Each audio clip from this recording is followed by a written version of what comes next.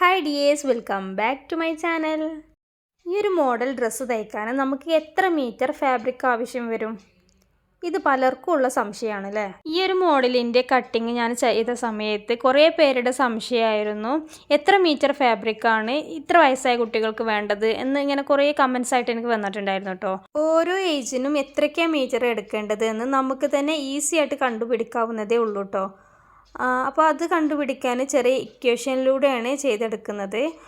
അപ്പോൾ നമുക്കിതെങ്ങനെയാണ് ചെയ്യേണ്ടതെന്ന് നോക്കാം. ഞാനിവിടെ പറയുന്ന ഇക്വേഷൻ മെത്തേഡ് ഈ ഒരു അംബ്രല കട്ട് ഫ്രോക്ക് സ്റ്റിച്ച് ചെയ്തെടുക്കാൻ മാത്രമല്ല കേട്ടോ, ഏതൊരു മോഡൽ ഡ്രസ്സ് ആയിക്കോട്ടെ അതിൻ്റെയൊക്കെ കാൽക്കുലേഷൻ നമുക്ക് ഇതുപോലെ കണ്ടുപിടിക്കാൻ പറ്റും. ഇതേപോലെ umbrella skirt, frock, kurti, pants ഇതിൻ്റെയൊക്കെ മെഷർമെൻറ്റ്സ് നമുക്ക് ഈസി ആയിട്ട് ഈ ഒരു മെത്തേഡ് ഉപയോഗിച്ചിട്ട് കണ്ടുപിടിക്കാൻ പറ്റും. അപ്പോൾ ഈ ഒരു ഫാബ്രിക് കാൽക്കുലേഷനാണ് ഇന്നത്തെ വീഡിയോയിൽ പറഞ്ഞു പോകുന്നത്. ഇന്നത്തെ വീഡിയോയിൽ ഈ ഒരു അംബ്രല കട്ടിൻ്റെ ഫാബ്രിക് കാൽക്കുലേഷനാണ് കേട്ടോ പറഞ്ഞിട്ട് പോകുന്നത്. അപ്പോൾ നമുക്ക് ഈ ഒരു അംബ്രല കട്ട് തന്നെ ഇപ്പോൾ 2 ടൈപ്പിൽ വരുന്നുണ്ട്. ഒന്ന് ഫുൾ അംബ്രല കട്ടിലും നമുക്ക് ചെയ്തെടുക്കാം, പിന്നെ ഒന്ന് നമുക്ക് ഇതിൻ്റെ ഹാഫ് അംബ്രല കട്ടായിട്ടും ചെയ്തെടുക്കാം. ഹാഫ് ആകുമ്പോൾ നമുക്ക് അത്രയ്ക്ക് ഫ്ലെയർ വരില്ല, ഫുൾ ആകുമ്പോൾ നമുക്ക് നല്ല ഫ്ലെയറാണ് വരുന്നത്.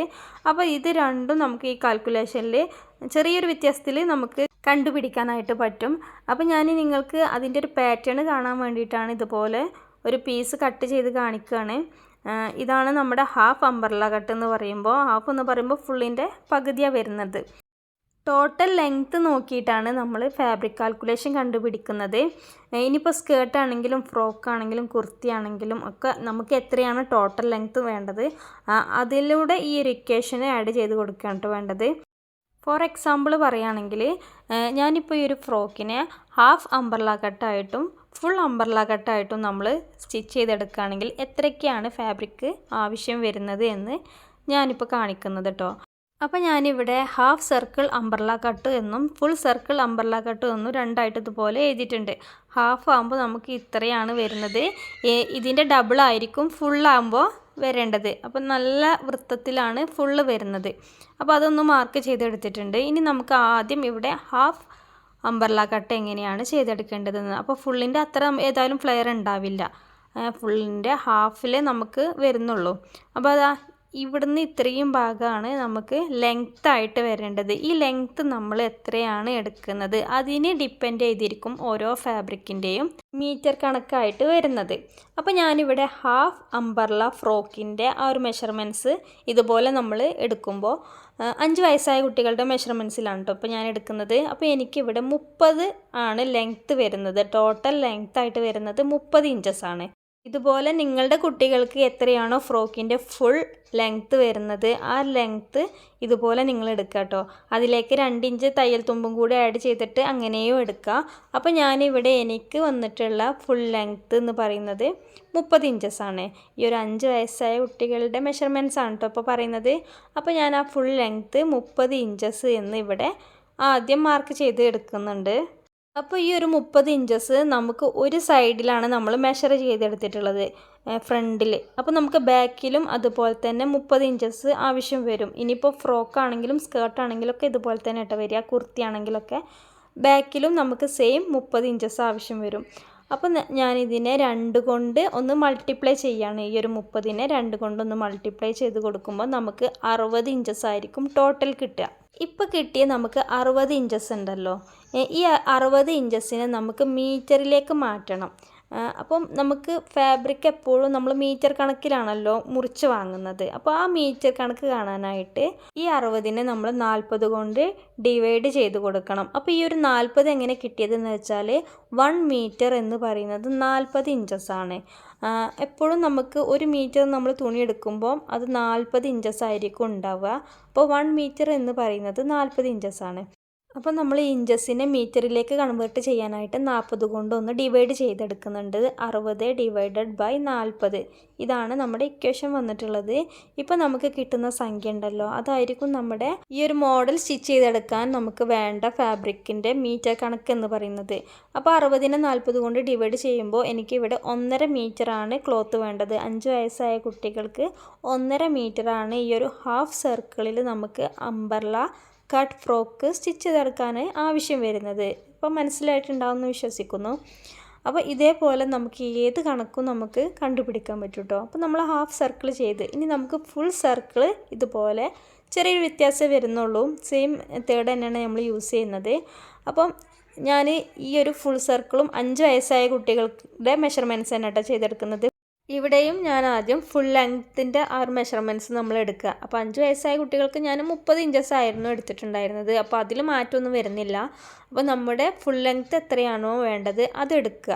30 ഇഞ്ചസ് എടുത്തു. അപ്പോൾ നമ്മൾ ഹാഫ് സർക്കിൾ ചെയ്തപ്പോൾ നമുക്ക് 2 ഭാഗമാണ് ഉണ്ടായിരുന്നത്.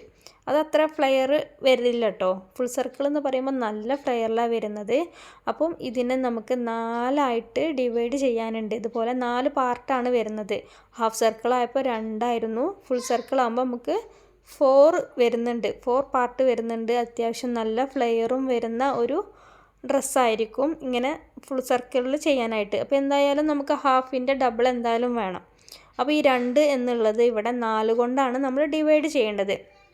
30 ഇഞ്ചസിനെ 4 കൊണ്ട് ഡിവൈഡ് ചെയ്യുമ്പോൾ 120 ഇഞ്ചസ് കിട്ടുന്നത്. ഈ ഒരു 120 ഇഞ്ചസിനെ നമ്മൾ മീറ്ററിലേക്ക് കൺവേർട്ട് ചെയ്യണം. അപ്പോൾ മീറ്ററിലേക്ക് കൺവേർട്ട് ചെയ്യാനായിട്ട് 40 എന്നാണ്. 1 മീറ്റർ 40 ഇഞ്ചസ് ആയിരിക്കും. അപ്പോൾ അതിനെ നമ്മൾ ഡിവൈഡ് ചെയ്തെടുക്കുമ്പോൾ 120/40 ഇങ്ങനെയാണ് വരിക. അപ്പോൾ അങ്ങനെ ചെയ്യുമ്പോൾ നമുക്കിവിടെ 3 മീറ്റർ ആയിരിക്കും കിട്ടുക ഫാബ്രിക്ക്. അപ്പോൾ ഇത് നിങ്ങൾക്ക് കാൽക്കുലേറ്റർ ഉപയോഗിച്ചിട്ടോ അങ്ങനെയൊക്കെയെങ്കിലും ഒന്ന് കാൽക്കുലേറ്റ് ചെയ്തെടുത്താൽ നമുക്ക് മനസ്സിലാൻ പറ്റും. നമ്മൾ ഹാഫ് മീറ്ററിൻ്റെ ഡബിളാണ് നമുക്കിപ്പോൾ കിട്ടുന്നത്. 5 വയസ്സായ കുട്ടികൾക്ക് ഫുൾ അംബർല കട്ട് ഫ്രോക്ക് ചെയ്യാനായിട്ട് നമുക്ക് 3 മീറ്റർ ഫാബ്രിക്കാണ് ആവശ്യം വരുന്നത്. അപ്പോൾ ഇത് കുട്ടികളുടെ മെഷർമെൻറ്റ്സ് ആണ് ഞാൻ ഇതുവരെ കാണിച്ചിട്ടുള്ളത്.